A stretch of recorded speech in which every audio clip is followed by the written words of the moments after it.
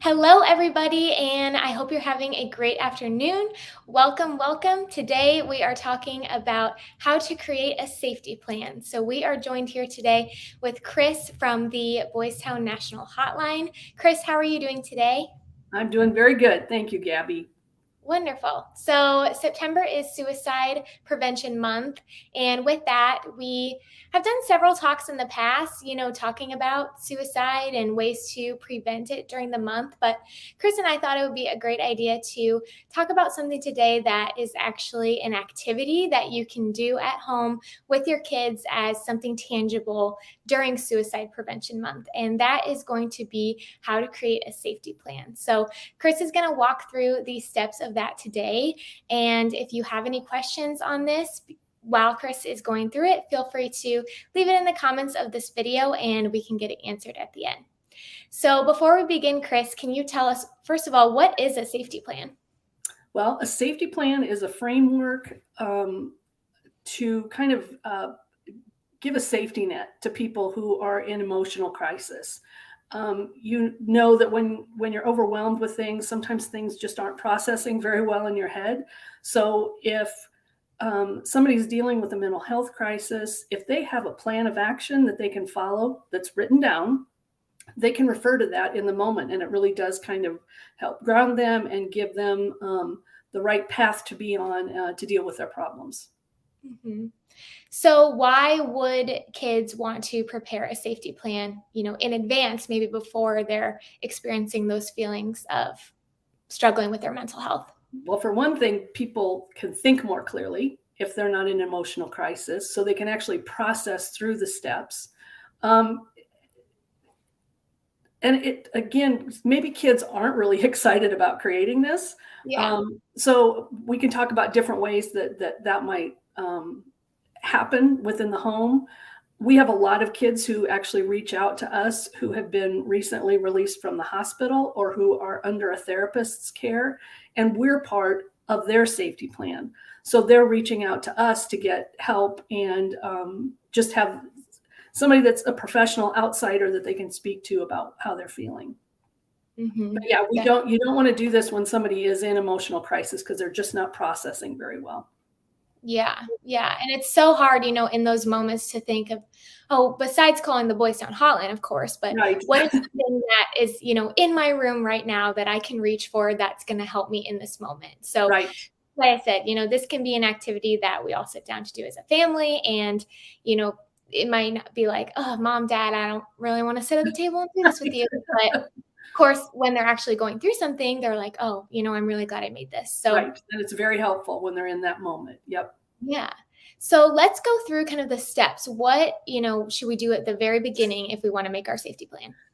All right. Well, one of the things that before we go into each of the steps, every kid is different. Every Yeah. family dynamic is different.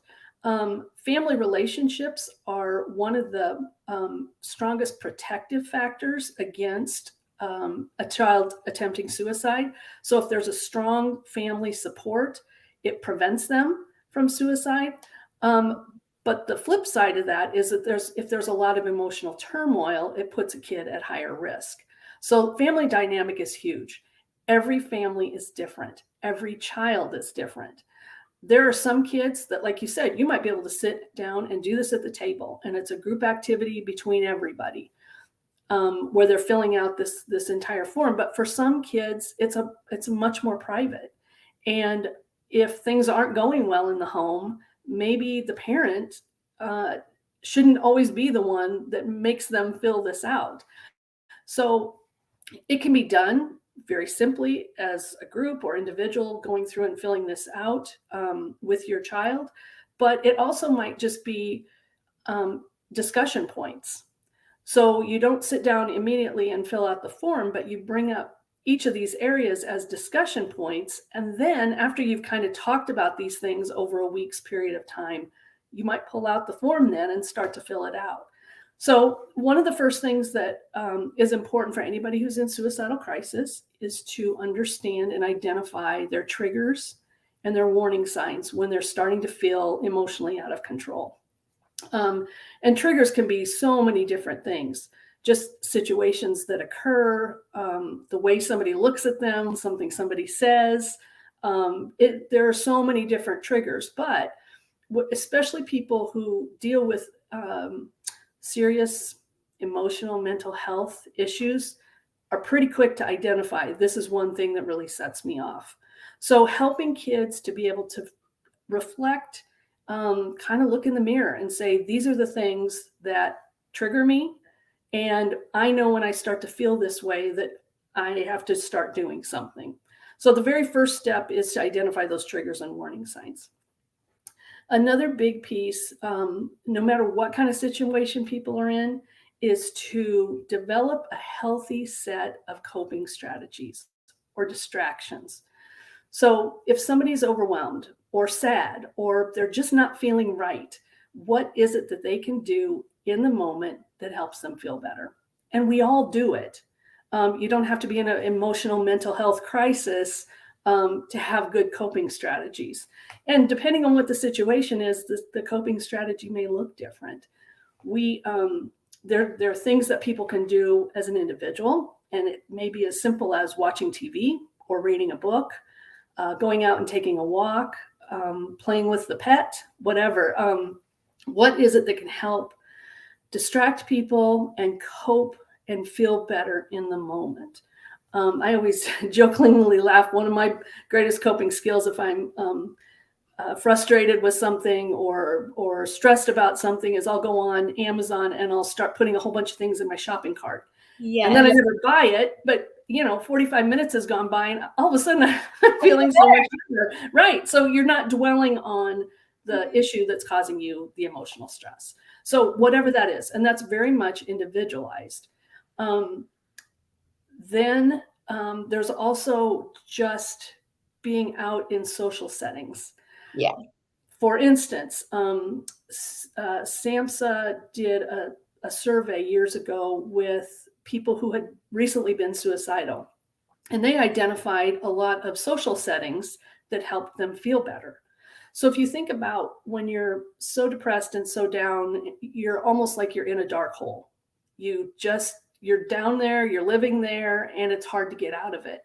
But if you can get yourself out around people and stimulating your senses, you can start to feel better.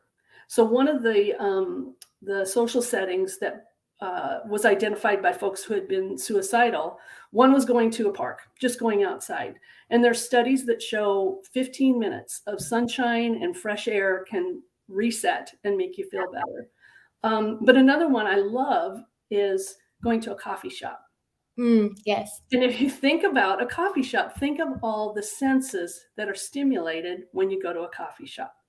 It's the sound, it's the smell, it's the taste, it's the visual, it's just everything is stimulated by it. And you can go sit in a coffee shop by yourself. You don't have to go with a group of friends. And if you've been in that hole, sometimes just being out and around people and activity can help you feel a little bit better in the moment. Yeah. And like I said, the park is another big one. Just shopping, going to a friend's house, going to church, a connection to any kind of faith-based church or any kind of connection to any spiritual is one of the biggest preventers of suicide. If people feel connected or they have a spiritual base, it often is the one thing that helps prevent suicide. Mm-hmm. So again, helping people or your kids, and maybe you as the parent, it wouldn't hurt to fill out the safety plan too. So coping skills, distractions, social settings are the first three steps. Mm-hmm. Supportive people. A lot of studies show that every kid needs at least 2 or 3 additional adults they can turn to if they're feeling overwhelmed, besides their parents. Yes. Because sometimes as parents, we want to be the end all be all for helping our kids, but it's also good to have kids have role models and supportive people outside the family. So whether it's a teacher, a coach, a school counselor, a pastor, maybe it is a therapist, So having kids be able to identify who are those supports. Maybe it's a friend's parent. Maybe it's an aunt, uncle, cousin, just so they can start to identify and get outside the box a little bit when they're feeling overwhelmed. Professionals is another one of the boxes in the safety plan. Boys Town National Hotline can be considered as a professional. Your Life, Your Voice, our teen website, is a place that kids can go.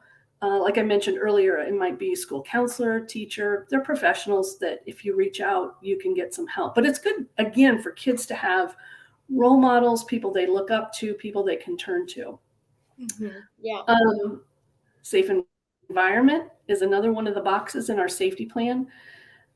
What we mean by that is, what's a place that people feel comfortable and that they can stay safe? So a safe environment is one that's free of things that people can use to harm themselves, whether it's some sort of sharp object like a razor or a knife, no pills available, no gun available. So how can kids make that happy place, that safe place, also safe from any of the means that they could use to harm themselves? And then the other piece is reasons for living. Yeah. And this is huge. And again, each one of these things that I'm throwing out there are discussion topics that you can use when you're eating meals together, when you're riding in the car together. As a parent, you can share, these are the reasons that I keep going. These are the reasons I get up in the morning. It's a teaching point, quite honestly. We have on Your Life, Your Voice, we've got a worksheet and a tip referring to a hope box, where kids can create a box of things that mean something to them, whether it's a photo, it could be a ticket from a movie or a play they went to see, or it might be a teddy bear or whatever. So sometimes when they're feeling down, they can pull open that hope box. It might even be a photo album. Yeah. What is it that keeps me going?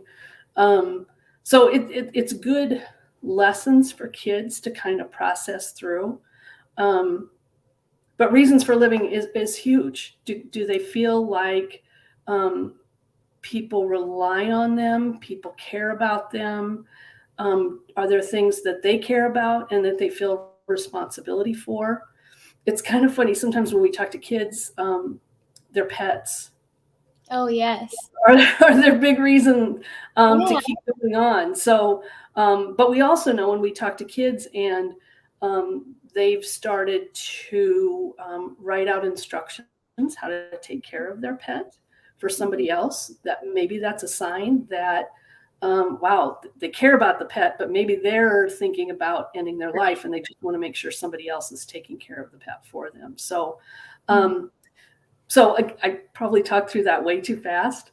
Oh, you're okay. So there's I want to know more. I have a question here about like the safe place that you mentioned. So I know, a lot of people think like, oh, my bedroom would be a great place. But maybe for those kids that don't always feel the safest at home, what's an alternative place that you would recommend putting on their safety plan? It could be going outside. It could be going to a park. Some people, it might be their closet, just to be totally confined if they're sharing space with another family member. So, and that is just a discussion topic that to have with kids. Now, this whole safety plan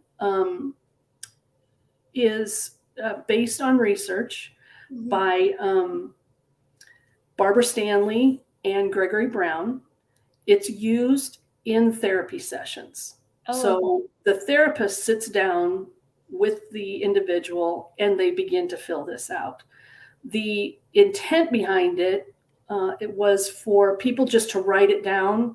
There's different pages you can print, but they actually wanted people just to write it down like on an index card people who were highly suicidal. And then that way they could fold it up and stick it in their pocket or their billfold, and easily access it. So it's based on research. We know that it's a little bit different if you're trying to do this as a parent. We also have different forms, and they're all on Your Life, Your Voice. One of them is called Your Safety, Your Plan, which same concept, but the page is laid out a little bit differently, and it might be more fitting for younger kids. And then we also have one called Lifesavers, which is much more simplified. It's basically identifying coping skills and support systems. Yeah. So again, we know every family is different and every kid is different. So if you have great dreams, sitting down with your kids and having this be a project together, you got to know your kids. Yeah. Maybe that is not the way to do it with certain kids. I can see, again, like I said, having these be just casual, informal conversations over time, and then knowing full well, okay, at some point I want to hand them this sheet and let them go fill it out, because it can be a very private thing. And if there are situations where maybe the kid doesn't want to share everything with their parent, sometimes that's okay too, just depending on the family dynamic and the individuals. Yeah, I see a couple questions coming through here on our comment section related to some of the things that Chris has discussed. So we'll kind of get into those here in a little bit. But if you're watching live and you have a question, feel free to drop it in the comments underneath those other ones here. So yeah, Chris, I love what you said of, this doesn't have to be a sit down thing. It can be, but for some of those, more particular ones of, let me think of some of my favorite coping skills. Oh, I've never really thought about that before. Right. That can be, like you said, a conversation we bring up in the car on the way to soccer practice. And then maybe a couple weeks later, ask again, like, oh, so have you thought more about your coping skills that, help you out? Whether it's playing with the dog, going to the park, some of the things that we mentioned. So it doesn't have to be this one time, oh, we made a safety once and then we don't revisit it again. Exactly. And as a parent, like, share your own thoughts. Like, these are the things I know that this is what I do when I'm overwhelmed. This is what I do. So I'm not trying to ignore you when I sit down and read a book, but I just need a few minutes to do that. And that's a healthy conversation to have. As parents, we have to teach our kids about mental health, awareness, identifying how they're feeling in different moments and situations, and help them learn to be able to cope with it. Definitely. And, it can be kind of a daunting thought of, oh, there's so much that can go into this. So, sharing the responsibility, just as Chris said, with, coaches and sports teams coaches or teachers at school. If you're a teacher watching this, this would be a great resource to implement and use within the classroom. So there's a lot of different ways we can go about this. There's not really a wrong way to do it as long as it's done. So right. Yeah. And we also, on Your Life, Your Voice, our website, we have it's like a little booklet that you can download, and it explains everything about what is a safety plan, what's involved, how to do it. And it also includes our list of 99 coping skills, which is our most highly visited page on our website. And it's just 99. It doesn't mean that every coping skill is listed on there. But the other thing with a safety plan is, and you mentioned, like, you don't just complete it once and you're done, because things change. So maybe this supportive person moves and, okay, you know what, I need to think of somebody else that I can talk to about what's going on. So it is something that needs to get revisited occasionally. Yes. All right, so I'm going to go into some of these. We've got one discussion question here. Like I said, if you have one and you're watching live, go ahead and leave it below. Or if you are watching this recorded later on after it has premiered live and you have a question about creating a safety plan or anything related to the topics we've discussed, go ahead and comment it. I can always reach out to Chris directly for you and help you get an answer facilitated. So this user says, what should I do if I bring this discussion up about creating a safety plan with my child and they're a little resistant, maybe dismissive, like, oh, mom, I'll do it later. Great idea, but no, you know? Right. So that's why you kind of sneak it into conversations. Um, I've known lots of kids in my life who would not want to sit down and do this whole thing with their parent. So even if you don't fill the whole form out together, if you bring up these different questions over time, you might go jot down things they told you. And then, when the time presents itself, just say, you know what, we've been discussing this, and because I'm concerned about you, take a look at this, see if this fits. You don't have to answer. You can change how I wrote it. Here's another copy. You can create your own, but it's a roadmap for what to do. We often use the example of a fire drill. So as kids in school, they're taught fire alarm goes off. This is where you go. This is what you do. It's a little bit of the same thing. So if you teach kids, if I'm going to have, if I have mental health issues or high emotions, extreme emotions, here's some things I can do to start feeling better in the moment.